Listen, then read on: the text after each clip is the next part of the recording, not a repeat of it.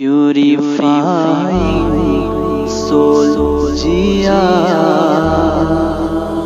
ہمارے چینل کو سبسکرائب کریں۔ ابو جہل نے عبداللہ ابن ابی کو خط لکھا کہ اہل مکہ جو ہمارے سے تمہارے پاس گئے ہیں ان سے لڑائی کرو، ورنہ ہم تم سے لڑائی کریں گے اور تمہاری بیویوں کو اپنی لونڈیاں بنا لیں گے۔ اس طرح اس مضمون کا ایک خط مسلمانوں کو بھی لکھا اور مختلف ان کے جتھے مسلمانوں کی چراگاہوں پہ حملہ کرتے رہے اور مسلمان بھی ان کا جواب دیتے رہے۔ عمر حضرمی کا قتل ایک اہم ایشو بنا اور اس کے بعد ابو سفیان کا قافلہ جو شام سے واپس آ رہا تھا، تو جب انہیں خطرہ لاحق ہوا تو اس نے زمزم غفاری ایک شخص کو سونا دے کر بھیجا کہ جاؤ جا کے تم اہل مکہ کو بتاؤ کہ تمہارا قافلہ خطرے میں ہے اور مدد کو پہنچو۔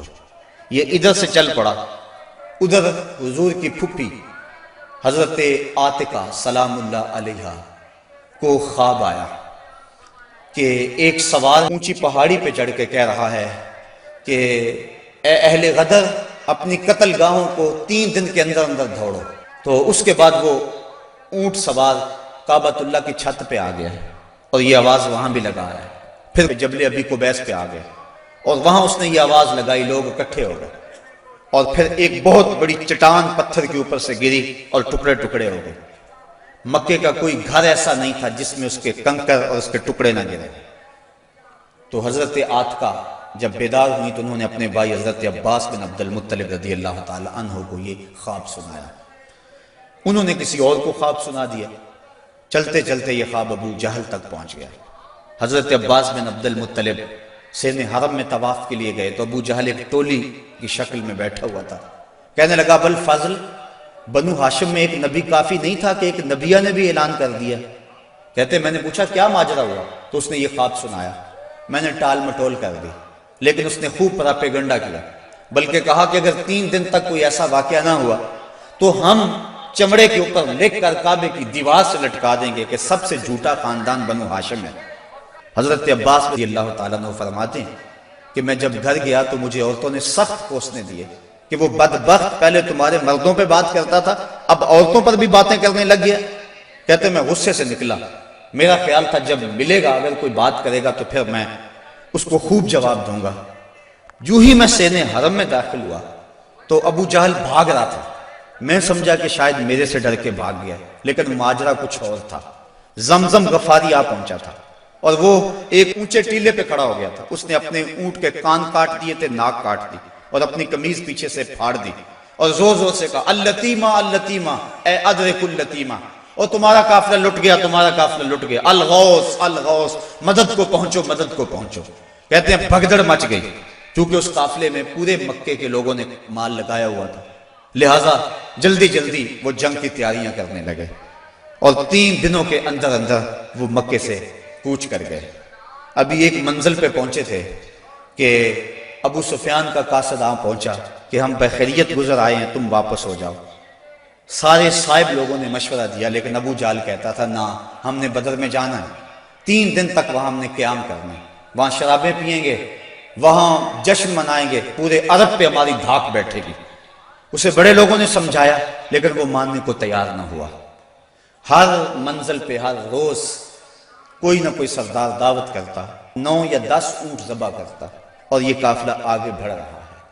ادھر حضور نے صحابہ کو جمع کیا، مٹھی پر جماعت، ایک چھوٹا سا گھونسلہ جو تیار کیا تھا، ایک چھوٹی سی کائنات اور دنیا جو حضور نے تیار کی تھی۔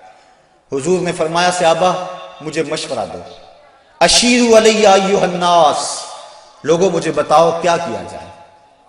حضرت عمر فاروق رضی اللہ تعالی عنہ، حضرت ابو بکر صدیق رضی اللہ تعالیٰ عنہ، انہوں نے عرض کی حضور آپ جو چاہیں ہم آپ کے ساتھ ہیں۔ حضرت مقداد نے عرض کی حضور آپ برق الغماد تک بھی جانا چاہیں تو ہم آپ کا ساتھ دیں گے۔ حضور نے فرمایا مجھے مشورہ دو۔ ابو بکر و عمر نے عرض کی اے ہادی دورہ، ہمارے مال و جان اولاد سب کچھ آپ پر قربان، غلامان محمد جان دینے سے نہیں ڈرتے، یہ سر کٹ جائے یا رہ جائے کچھ پرواہ نہیں کرتے۔ اٹھے مقداد عرض کی اے سرور عالم، نہیں ہیں قوم موسیٰ کی طرح کہہ دینے والے ہم، ہمارا فخر یہ ہے ہم غلامان محمد ہیں، ہمیں باطل سے کیا ڈر زیر دامان محمد۔ حضور علیہ السلام نے پھر فرمایا شیرو علیہ ایہا الناس، لوگو مجھے مشورہ دو۔ تو حضرت عمر فاروق پھر اٹھے تو حضور نے پھر کہا شیرو علیہ ایہا الناس، لوگو مجھے مشورہ دو۔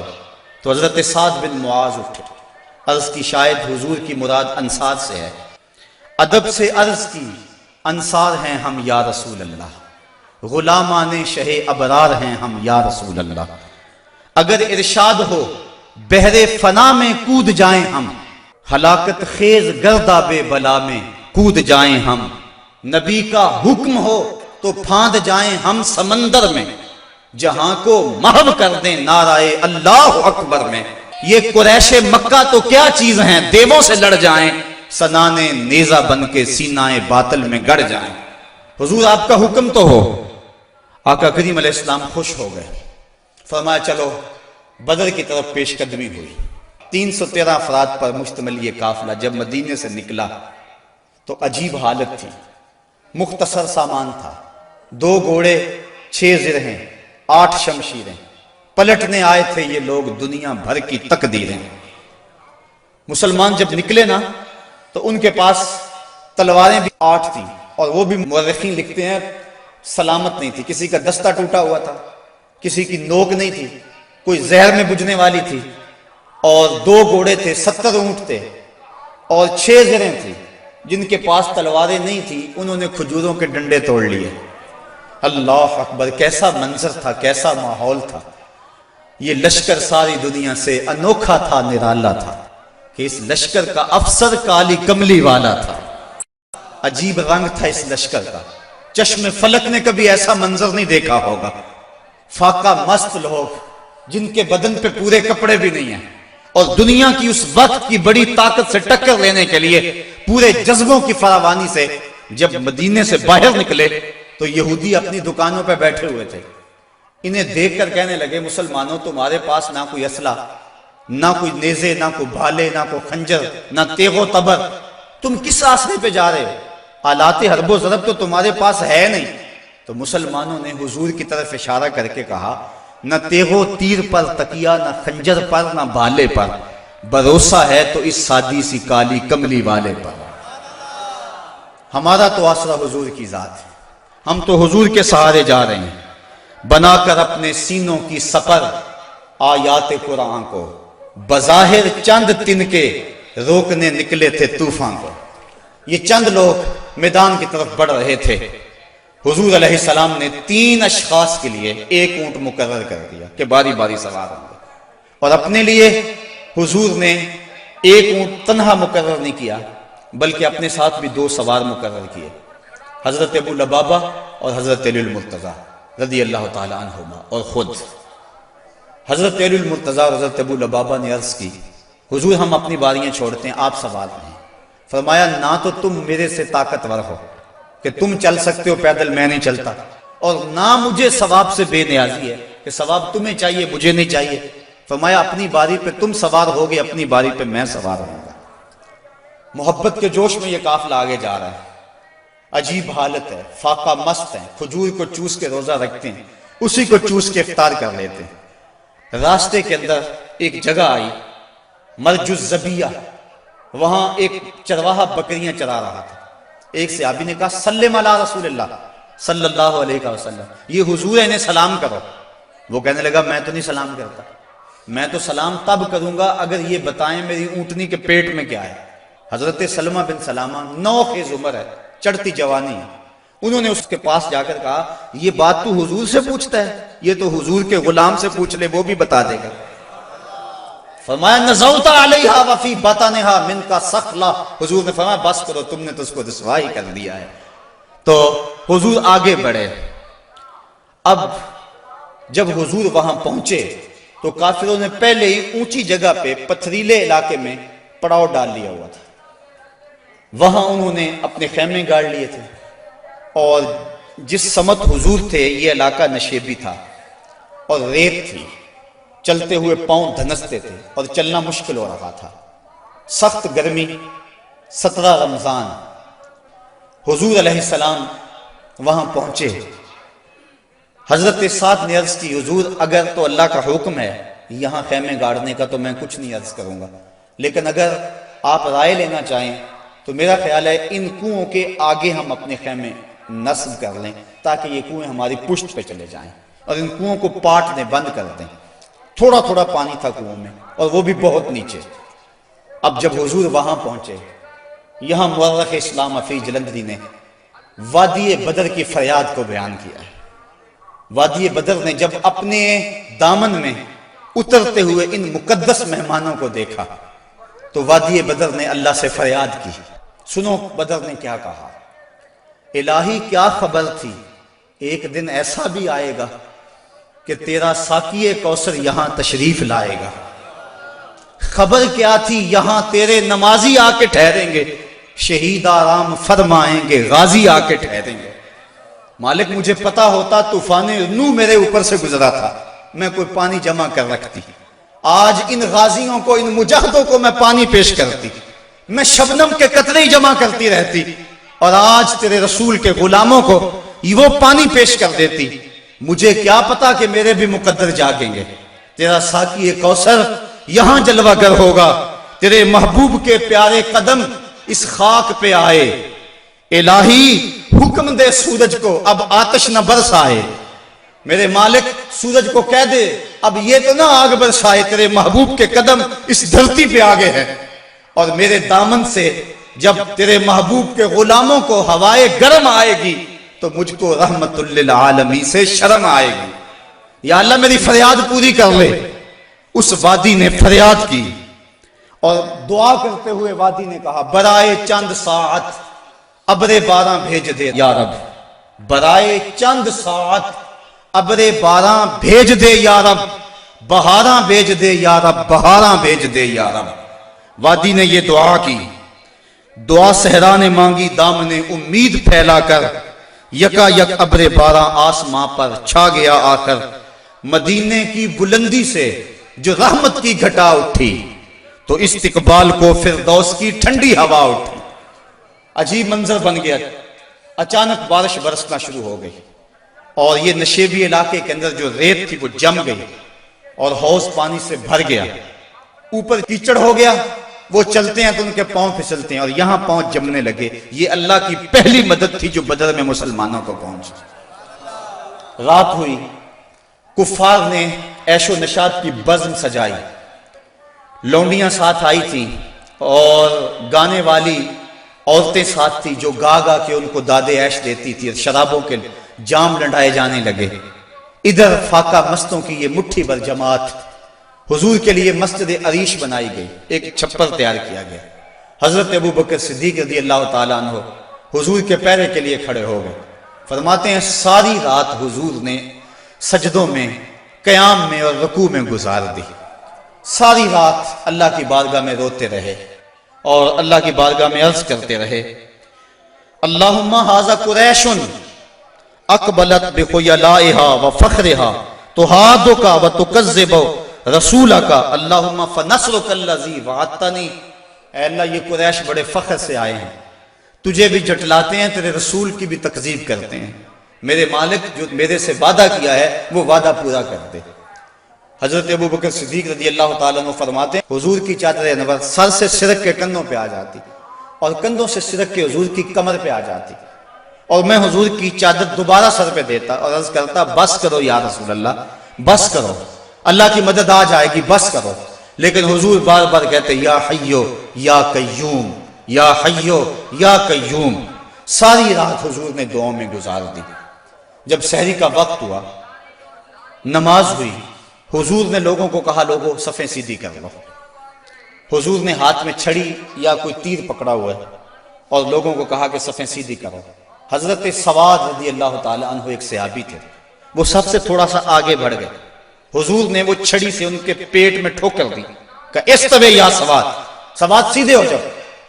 تو حضرت سواد سیدھے ہو گئے، ساتھ ہی عرض کرنے لگے حضور مجھے اس کی بڑی تکلیف ہوئی ہے، درد ہوا ہے، میں آپ سے بدلہ چاہتا ہوں، قصاص مانگتا ہوں۔ سارے صحابہ ان کے کان کھڑے ہو گئے، اس حالت میں یہ کیا کہہ رہا ہے؟ حضور نے فرمایا اچھا بدلہ لے لے۔ عرض کی حضور جب آپ نے مجھے چھڑی ماری تھی تو میرا پیٹ برہنہ تھا، حضور نے زرہ کے بند کھول دیے اور پیٹ ننگا کر دیا۔ حضرت سواد نے جب حضور کے چمکتے ہوئے بطن کو دیکھا فَقَبَّلَ بَطَنَهُ، تو چمٹ گئے اور حضور کے پیٹ کو چومنے لگے۔ حضور نے فرمایا سواد تجھے اس چیز پہ کس نے ابھارا؟ عرض کی حضور منظر آپ کے سامنے ہے، میں اس لیے یہ کام کیا ہے کہ آخری وقت میرا بطن آپ کے بطن سے چھو جائے۔ اللہ کے محبوب علیہ السلام نے صفوں کو سیدھا فرمایا اور پھر جا کے حضور نے سجدے میں سر رکھ دیا، اور پھر حضور نے ایک ایسی دعا مانگی، آج تک ایسی دعا کسی نے نہیں مانگی ہوگی، بڑی ناز والی دعا، بڑی انداز والی دعا، ایسی دعا آج تک نہ کسی نے مانگی اور نہ کوئی مانگ سکتا ہے۔ حضور نے پیشانی سجدے میں رکھ دی، آنکھوں میں آنسو ہیں، یہ فاقہ مست لوگ کتاروں میں کھڑے ہیں، ادھر کفار شرابوں کے نشوں میں دھت للکار رہے ہیں، حل میں مبارزن، آؤ ہمارے مقابلے میں۔ حضور علیہ السلام صحابہ کو صفوں میں کھڑا کر کے آپ پیشانی کو مسجد عریش کی ریت پہ رکھ دیا اور آنکھوں میں آنسو ہیں، اور حضور نے جو دعا کی لفظ سنی، کہا یا رب ان تہلک ہذہ العصابہ لن تعبد فی الارض ابدا، میرے مالک میں نہیں کہتا ان کو بچا لے، لیکن دیکھ اس دھرتی پہ تیرا نام لینے والے یہی 313 ہیں، میرے مالک اگر یہ نہ رہے تو قیامت تک تجھے بھی رب کوئی نہیں کہے گا، بس یہی 313 ہیں، یہی تیرے نام لیوا ہیں، اگر اغیار نے ان کو جہاں سے محو کر ڈالا قیامت تک نہیں پھر کوئی تجھ کو پوجنے والا، الہی عہد لیلۃ المعراج پورا کر، محمد سے جو وعدہ ہو چکا ہے آج پورا کر۔ اللہم ان تہلک ہذہ العصابہ لن تعبد فی الارض ابدا، اے اللہ اگر یہ نہ رہے تو قیامت تک تجھے بھی رب کوئی نہیں کہے گا۔ یہ لفظ حضور کی زبان پہ تھے، اور چادر سرک کے کندھوں پہ آ گئی، کندھوں سے سرک کے کمر پہ آ گئی۔ حضرت ابوبکر صدیق کہتے ہیں بس کرو یا رسول اللہ، حسبک کا یا رسول اللہ، حسبک اللہ یا رسول اللہ، حضور اللہ کافی ہے آپ کو۔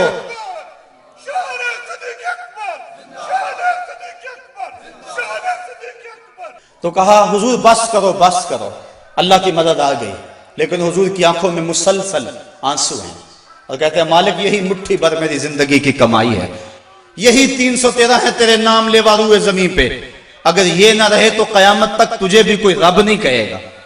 پھر کیا ہوا؟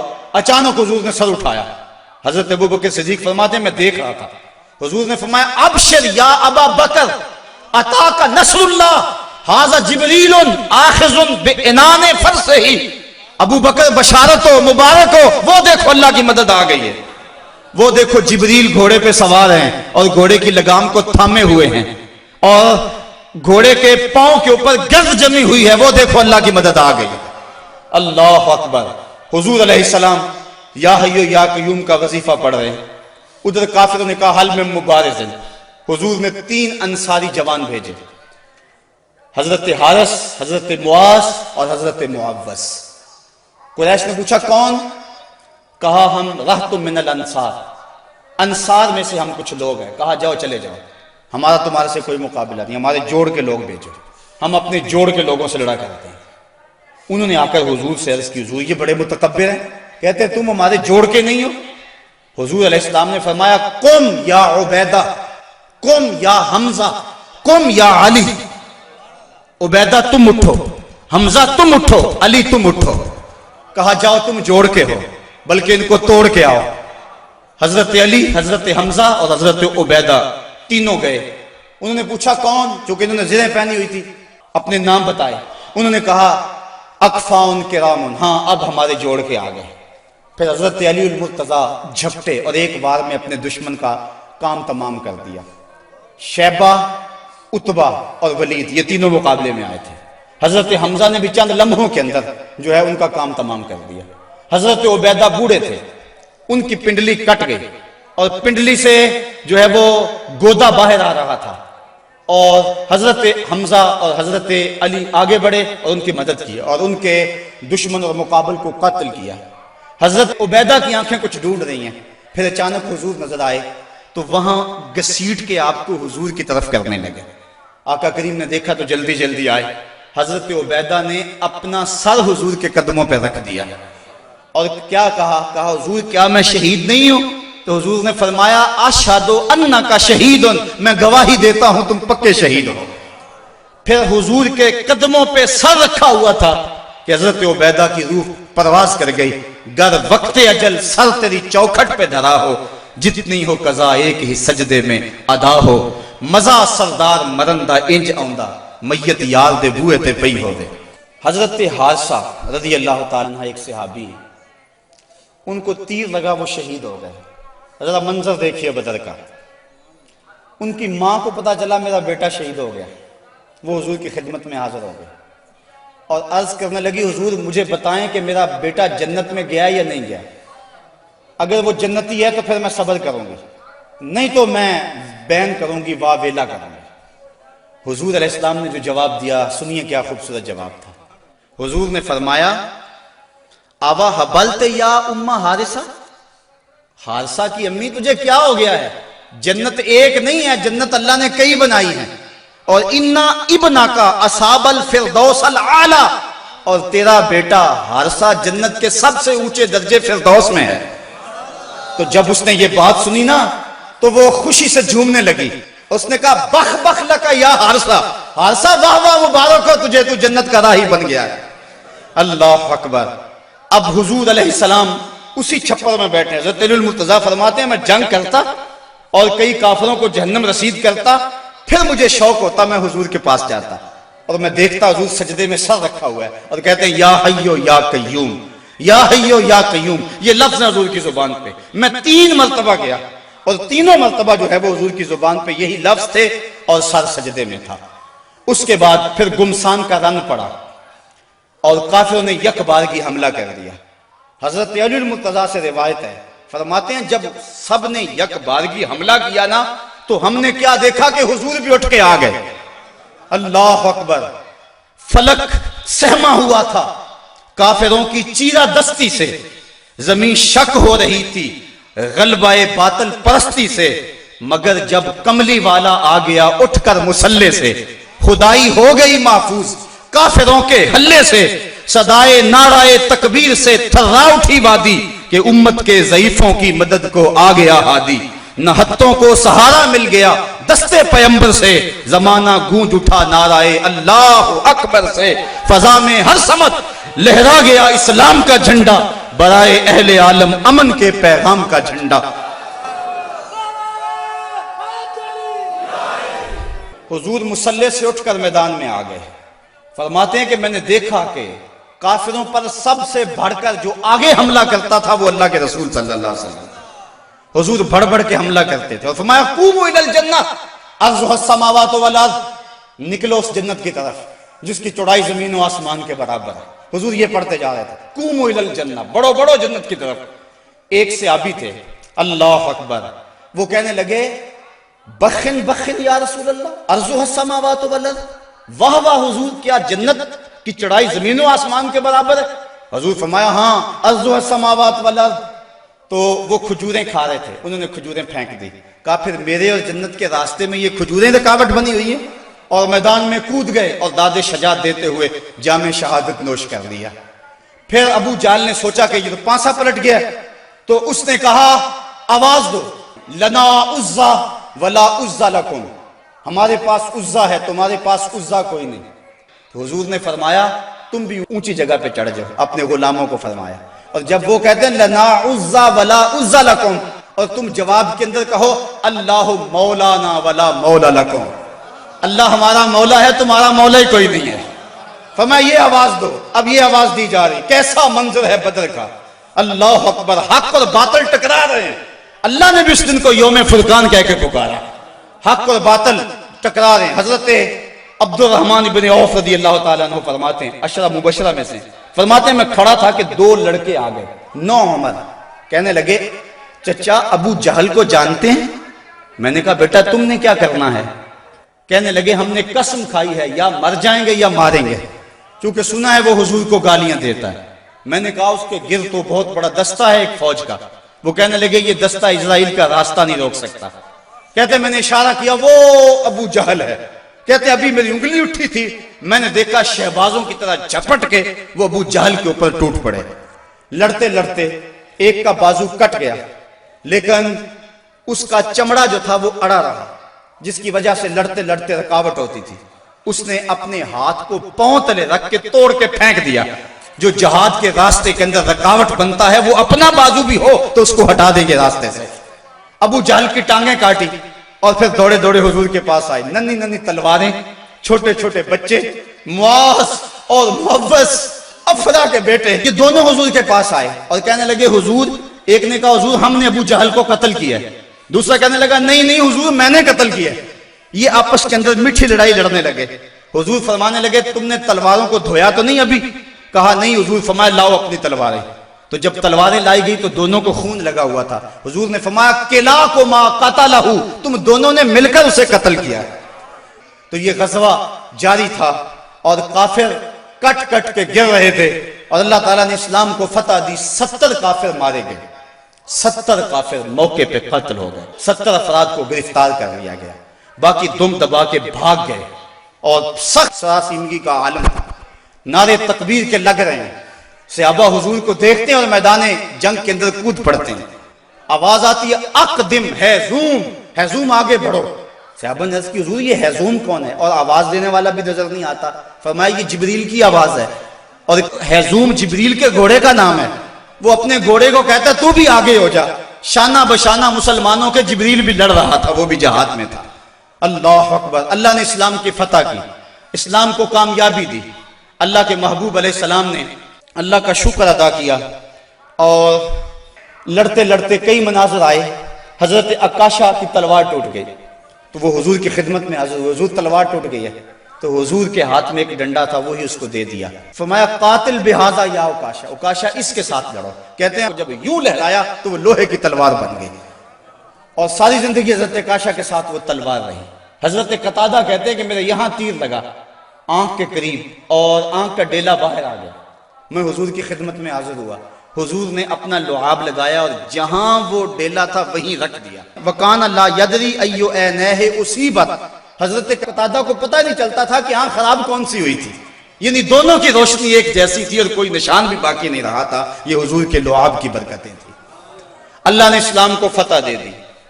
حضور علیہ السلام 3 دن وہاں قیام فرمایا. قیام فرمانے کے بعد حضور وہاں چلے. راستے میں ایک جگہ پہ حضور نے پڑاؤ کیا تو جبریل آ گئے اور جبریل نے کہا رضیتا یا رسول اللہ, حضور آپ راضی ہوئے ہیں کہ نہیں ہوئے ہیں؟ حضور نے فرمایا میں راضی ہو گیا ہوں. کہا مجھے اللہ نے کہا ہے کہ میرے محبوب سے پوچھ کر آنا ہے, اگر اجازت دے تو آنا ہے. تو میں اجازت چاہتا ہوں. حضور فرمایا چلے جاؤ. حضور نے حضرت عبداللہ بن رواحہ اور حضرت زید بن حارثہ رضی اللہ تعالی عنہما کو کہا تم ذرا آگے چلے جاؤ اور اہل مدینہ کو خبر دو کہ اللہ نے اسلام کی فتح عطا فرمائی.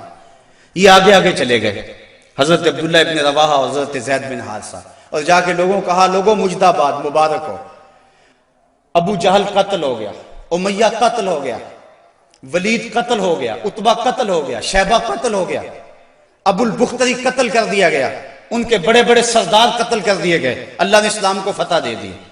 70 ان کے قتل ہوئے اور 14 مسلمانوں کے شہید ہوئے, 13 موقع پہ اور 1 راستے میں.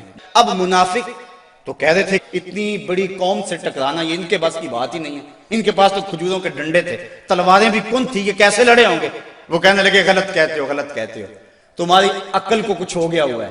بلکہ ایک منافق نے کہا کہ زید بن حارثہ جس اونٹ پہ سوار ہیں وہ تو حضور کا ہے, پھر اس کا مطلب ہے کہ حضور نہیں ہے, یہ ان کے اونٹ پہ بیٹھا ہوا ہے. حضرت اسامہ بن زید کہتے ہیں کافروں نے اتنا پراپیگنڈا کیا منافقوں نے کہ مجھے بھی شک ہو گیا. میں نے اپنے باپ سے پوچھا کہ ابا جی واقعی مسلمانوں کو پتہ ہوئی ہے؟ تو میرے باپ نے کہا بیٹا کیا کہتے ہو, اللہ نے اسلام کے جھنڈے گاڑ دیے ہیں. اللہ اکبر. حضرت عاصم بن عدی کہتے ہیں میں نے حضرت عبداللہ ابن رواحہ کو ایک طرف کیا, میں نے کہا احقن ما تقول یا ابن رواحہ, اے رواحہ کے بیٹے جو تم کہتے ہو حق کہتے ہو؟ انہوں نے کہا ای واللہ, اللہ کی قسم ایسا ہی ہوا ہے, ایسا ہی ہوا ہے. کافر بھاگ گئے, اللہ نے اسلام کو فتح دے دی. کہتے ہیں کہ جب انہوں نے یہ گواہیاں دی تو جو بچے تھے نا مدینے میں وہ باہر گلیوں میں نکل آئے اور اونچی اونچی آواز کیا لگاتے تھے, وہ کہتے تھے قتل ابو جہل الفاسق, وہ فاسق ابو جہل قتل کر دیا گیا اور اب وہ تیاریاں کرنے لگے حضور کے استقبال کی. آقا کریم جب تشریف لائے وہ منظر مدینے کا دوبارہ تازہ ہو گیا. اور آج میں اس کو مختلف کتب سید سے پڑھ رہا تھا. کیسا وہ خوبصورت منظر کہ جب حضور تشریف لائے, حضور کے چہرے پہ طمانینت کا نور تھا, چہرہ چمک رہا تھا. اور جب حضور نے قدم مدینے میں رکھے تو بنو نجار کی وہی بچیاں دف لے کر آ گئی اور انہوں نے چھتوں کے اوپر چڑھ کر وہی گیت جب حضور آئے تھے تو گایا تھا. آج پھر ان کی زبان پہ ہے طلع البدر علینا من ثنیۃ الوداع وجب الشکر علینا ما دعا للہ دائی, کہ وہ دیکھو چاند طلوع ہو گیا ودا کی پہاڑیوں سے, وہ دیکھو چاند چڑھ گیا ہے. اور حضور یوں تشریف لائے مدینہ کے اندر. اللہ نے اسلام کی عظمت کے جھنڈے گاڑ دیے اور اس دن کو میرے رب نے بھی یوم فرقان کہہ کے پکارا. 22 رمضان کو حضور نے مراجعت فرمائی اور جمعے کا دن تھا جب حضور مدینہ شریف پہنچے. اللہ تعالیٰ نے اسلام کو فتح دے دی. مٹھی بھر جماعت, 313 افراد, اور ان کے بدن کے اوپر چیتھڑے تھے. بلکہ عمیر بن وہب, یہ ابو جہل کا جاسوس تھا, اس نے کہا جا مسلمانوں کی تعداد دے کر آ کتنی ہے. عمیر بن وہب جب واپس پلٹا تو اس نے طلاع دی کہ میں نے خوب وادیاں ٹیلے دیکھے ہیں, کمک بھی پیچھے موجود نہیں, وہ صرف 3 اونٹ کھا سکیں گے, یعنی صرف ان کی اتنی تعداد ہے. ابو جہل کہنے لگا پھر تو 300 کے آگے پیچھے. کہا ہاں. کہا ان کے پاس اسلحے بھی بڑے تھوڑے, بدن پہ جو کپڑے ہیں ان کو پیبند لگے ہوئے, پیٹ بھی ان کے کمر سے جڑے ہوئے. ابو جہل نے صنادید قریش کو اپنے خیمے میں بلا لیا. کہا سنتے ہو عمیر کی رپورٹ, کل لڑائی کی نوبت نہیں آئے گی, رسیاں اکٹھی کرو اور انہیں جکڑ جکڑ کے اونٹوں کی پشتوں سے باندھنا اور پھر جا کے حرم کی دیواروں سے باندھنا, لوگوں کو تماشا دکھانا کہ یہ نئے دین کے دعوے دار تھے. جب صنادید قریش کو بلا کر یہ رعونت بری بات ابو جہل نے کہی تو عمیر جو مسلمانوں کو دے کر آیا تھا اس نے جو جملہ کہا وہ سنیے. اس نے کہا وَلَٰكِنْ رَأَيْتُ يَا مَعْشَرَ قُرَيْشٍ الْبَلَايَا تَحْمِلُ الْمَنَايَا, اے قریش کے سرداروں تکبر میں نہ آؤ, میں نے اپنی ان آنکھوں سے دیکھا ہے کہ یثرب کی اونٹنیاں اپنی پشتوں پہ نری موتیں اٹھا کے لے آئی, اور تم کہتے ہو رسیاں اکٹھی کرو. میرا مشورہ مانگتے ہو تو رات کی تاریکی میں بھاگ سکتے ہو تو بھاگ جاؤ.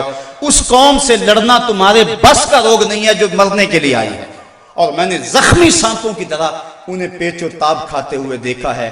واللہ کل ان میں سے کوئی مرے گا نہیں جب تک تم میں سے ایک ایک کو لڑ نہیں جاتا, اور اگر اتنے لوگ تمہارے مر جائیں تو پھر افسوس ہے تمہارے جینے پر. تم کہتے ہو رسیاں اکٹھی کرو, میرا مشورہ مانو تو رات کی تاریکی میں بھاگ جاؤ. اس قوم سے لڑنا تمہارے بس کا روگ نہیں. پھر اگلے دن میرے رب نے بھی اس دن کو یوم فرقان کہہ کے پکارا. ہم جب 313 تھے تو جبر کے خلاف یوں کھڑے ہوئے اور ظلم کا سر بھی توڑا اور فخر بھی توڑا. آج دنیا کے اوپر 1 ارب 40 کروڑ انسان درماندہ, خستہ اور بدحال ہیں. آج حال یہ ہے کابل سے کندھار تک, قلعہ جنگی سے دشت لیلہ تک, تورا بورا سے تکریت تک, موصل سے بغداد تک, جاوا کے ساحل سے رباط کے کوچہ و بازار تک, نیل سے کاشغر تک, القدس سے کشمیر تک, دریائے آمو کی لہروں سے ڈل جھیل کے کناروں تک, ہر سمت کفر دندنا رہا ہے اور ہم دفاعی پوزیشن میں بھی نہیں رہے. پچھلے دن 4 میزائلوں سے ہمارے وطن کی آبرو پہ حملہ ہوا, اور کتنی بدقسمتی ہے ہمارے ملک کے وزیر اعظم نے کہا کہ ہم امریکہ سے مقابلہ نہیں کر سکتے. میں نے کہا یہ بات صدر کہتا تو شاید مجھے دکھ نہ ہوتا, تو حضرت امام حسین کی اولاد سے تعلق رکھتا ہے, تیرے پاس تو 72 بھی فرد ہوتے, وہ بھی میدان میں لے کر آ جاتا. یہ کیسے حالات آ گئے اور کیسے دن آ گئے. صاحبو اس بات میں تو واقعی معقولیت ہے کہ جب تم کمزور ہو تو طاقتور سے ٹکر نہ لو, لیکن اگر تم کمزور بھی ہو لیکن درندہ تمہارے گھر میں گھس آئے اور تمہارے بچوں کی ہڈیاں توڑنے لگے اور تمہارے گھر کے افراد کا خون پینے لگے اور پھر بھی تم کہو کہ ہم مقابلہ نہیں کر سکتے ہیں, تو یہ کیسی بے ڈھنگی بات ہے. اب بھی بلا کو جینے کا جواز باقی رہ گیا ہے. زندگی اتنی بھی غنیمت نہیں کہ اس کے لیے عہد کم ظرف کی ہر بات گوارا کر لی جائے. صاحبو زندگی کے یہ حسی لمحے اہل بدر کی زندگیوں سے روشنی لے کر منور کیے جا سکتے ہیں. آج پوری دنیا کے اوپر 1 ارب 40 کروڑ انسان کبھی خانمہ برباد نہ ہوتے اگر انہیں بدر والوں کا جذبہ نصیب ہو گیا ہوتا. ہمارے پاس آلات حرب و ضرب نہ بھی ہوں لیکن مسلمان جب ظلم کے مقابلے میں کھڑے ہوتے ہیں تو بڑی بڑی قوتیں دم توڑ جاتی ہیں، ان کا مقابلہ نہیں کر سکتی ہیں۔ آج ہماری بدبختی اور ہماری رسوائی کا سامان اس لیے پیدا ہوا، ہمارے پاس اسلحے بھی موجود ہیں، ایٹمی صلاحیت سے بھی ہم مالا مال ہیں، نہیں ہے تو جذبہ بدر ہمارے پاس نہیں ہے۔ فضائے بدر پیدا کر، فرشتے تیری نصرت کو اتر سکتے ہیں گردوں سے قطار اندر، قطار